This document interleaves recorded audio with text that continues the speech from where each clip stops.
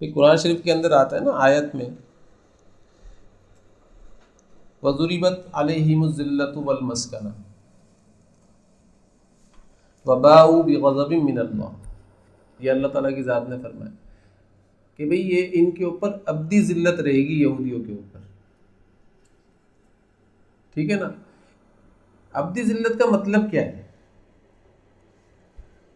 ابدی ذلت کا مطلب یہ ہے کہ کہیں پر بھی چلے جائیں گے ان کی عزت نہیں ہوگی،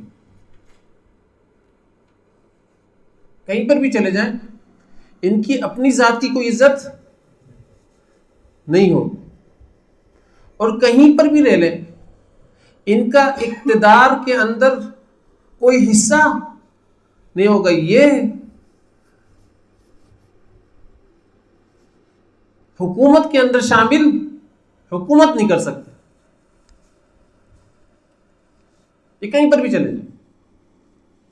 یہ حضرت عبداللہ ابن عباس رضی اللہ تعالیٰ عنہ فرماتے ہیں کہ یہودی کی ابدی ذلت کا مطلب یہ ہے کہ یہ کہیں پر بھی چلے جائیں دنیا کے اندر ان کی عزت کہیں پر نہیں ہوگی اور ان کو حکومت نہیں ملے گی۔ تو آج جو موجودہ حکومت ہے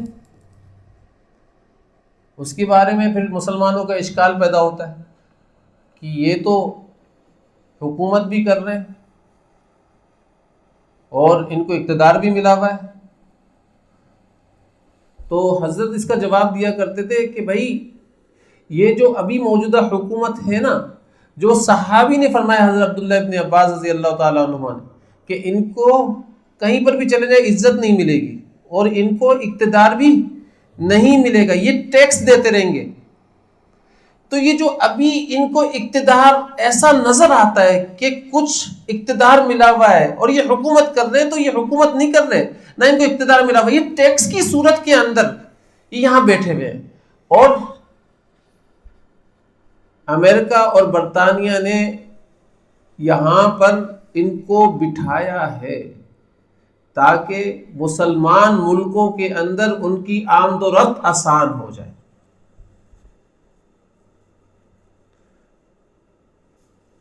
مسلمان ملکوں کے اندر ان کی آمد و رفت آسان ہو۔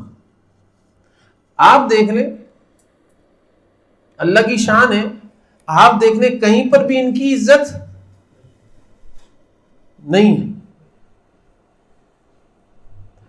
اور یہ حقیقت ہے۔ آپ دیکھ لیں اور جانچیں، تحقیق کریں کہ اسرائیل کے اندر اگر عیسائی لوگ ان کا ساتھ نہ دیں اور دوسرے لوگ ان کا ساتھ نہ دیں تو اسرائیل کی کوئی اپنی حکومت اور اپنا اقتدار نہیں ہے، اس کی اپنی کوئی طاقت نہیں ہے۔ آپ دیکھ لیں تو بھئی اللہ تعالیٰ کی ذات نے ان کو ابدی ذلت کا عذاب دیا ہوا ہے، ابدی ذلت کا عذاب ہے، اور ہم مسلمان کیا کر رہے ہیں کہ جن کو ابدی ذلت کا عذاب اللہ تعالیٰ کی ذات نے دے دیا ہے ان کے طریقوں کے اندر عزت سمجھ رہے ہیں۔ سود ان کا طریقہ ہے جو معاشرے کے اندر پھیلایا ہے، تو اپنے معاشرے کے اندر رائج کر کے ہم یہ سمجھ رہے ہیں کہ ہم اس کے ذریعے سے عزت پا جائیں گے اور معاشرے کے اندر سروائیو کر جائیں گے۔ ایسا نہیں ہو سکتا۔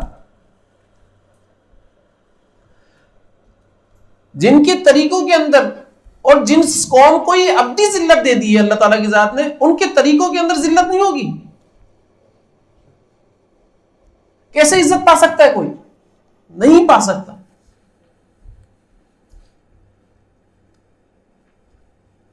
آج معاشرے کے اندر، تجارت کے اندر ان کا طریقہ، بینکنگ لائن کے اندر ان کا طریقہ،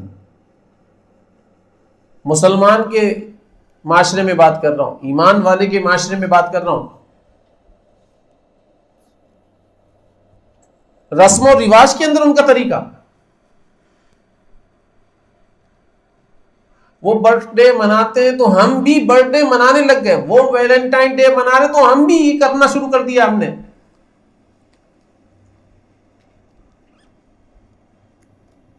وہ مدر ڈے مناتے ہیں تو ہم بھی مدر ڈے منا رہے ہیں، وہ فادر ڈے مناتے ہیں تو ہم بھی فادر ڈے منا رہے ہیں، وہ بلیک فرائیڈے مناتے ہیں تو ہم برائٹ فرائیڈے منا رہے ہیں۔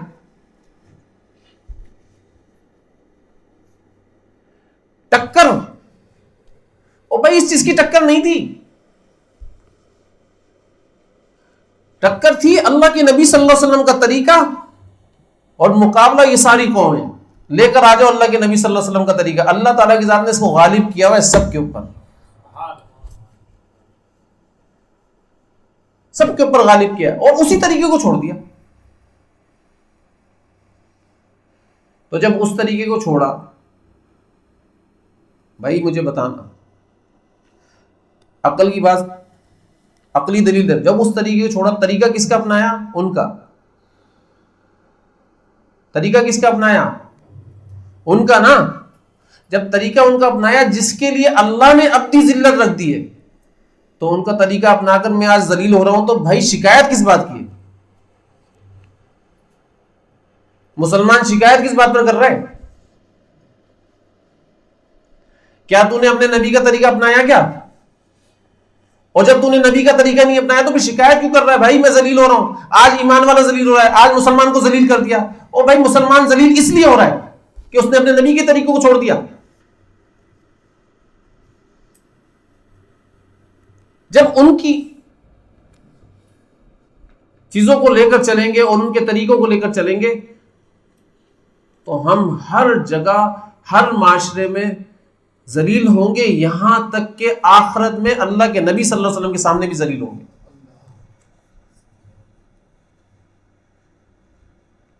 چھوڑ دیے نہیں جائیں گے۔ اللہ کے نبی صلی اللہ علیہ وسلم خود چہرہ پھیریں گے، اپنا چہرہ انور پھیریں گے آپ سے اور ہم سے، ہم سب لوگوں سے، کہ میرے طریقوں سے ہٹ کر بھی تیرے کو کوئی طریقہ پسند آ گیا تھا، میرے حلیے سے ہٹ کر بھی تیرے کو کوئی حلیہ پسند آ گیا تھا۔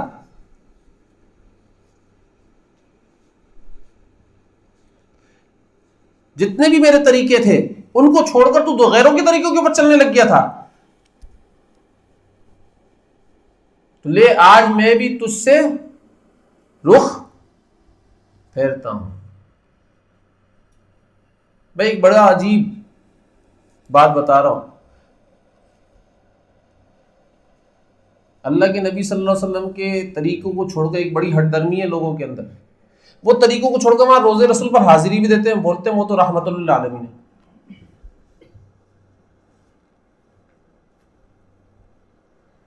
تو رحمت للعالمین وہ تیرے لیے تھے یا ابو جہل کے لیے بھی تھے؟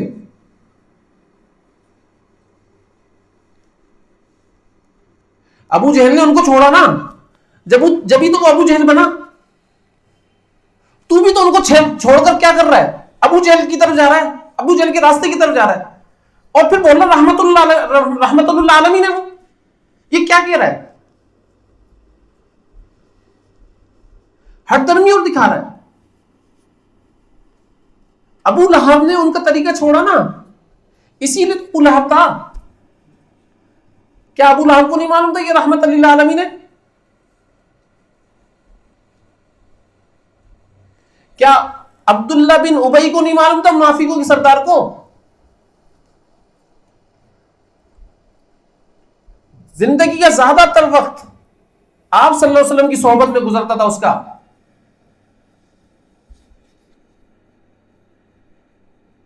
لیکن نہ آپ صلی اللہ علیہ وسلم کی بات کو سمجھا، نہ آپ صلی اللہ علیہ وسلم کے اعمال کو لیا اس نے۔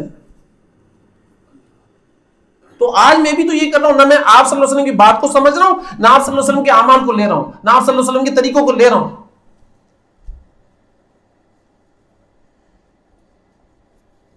میں بھی تو یہ کام کر رہا ہوں،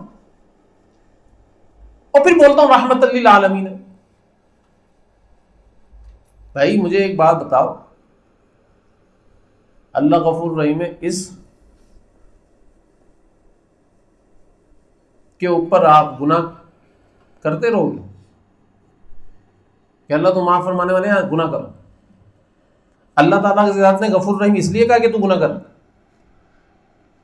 بھائی میری سمجھ میں تو یہ آتا ہے کہ میں دوسرے لفظوں میں اللہ تعالیٰ کی ذات سے یہ کہہ رہا ہوں کہ اللہ تو نے کہا ہے تو غفور رحیم ہے، اس لیے میں گناہ کروں گا، نعوذ باللہ من ذلک۔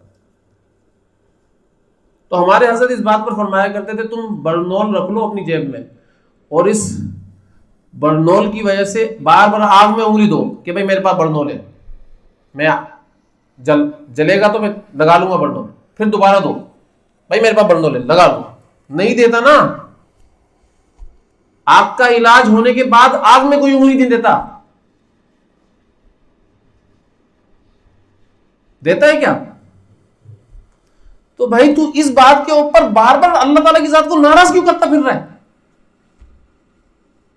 یہ کس طریقے کی بات بھی کر رہا ہے؟ اور پھر دوسری بات یہ ہے کہ تو اللہ کو رزاق نہیں سمجھتا کیا؟